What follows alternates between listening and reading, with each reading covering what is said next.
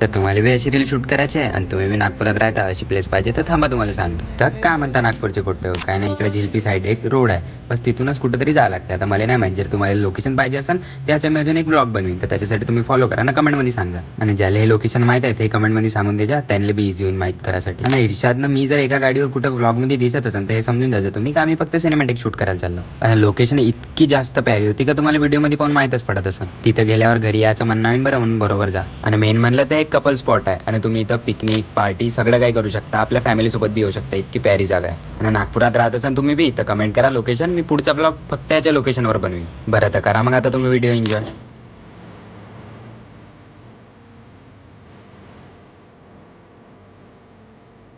आणि हा जो व्हिडिओ तुम्ही स्टार्टिंगला पाहिला तो उद्या पोस्ट होऊन जाईल, तर त्याच्यासाठी नक्की फॉलो करा. बरं तर पोट्टो आजसाठी एवढाच, मग पोट्टो भेटू पुढच्या ब्लॉगमध्ये.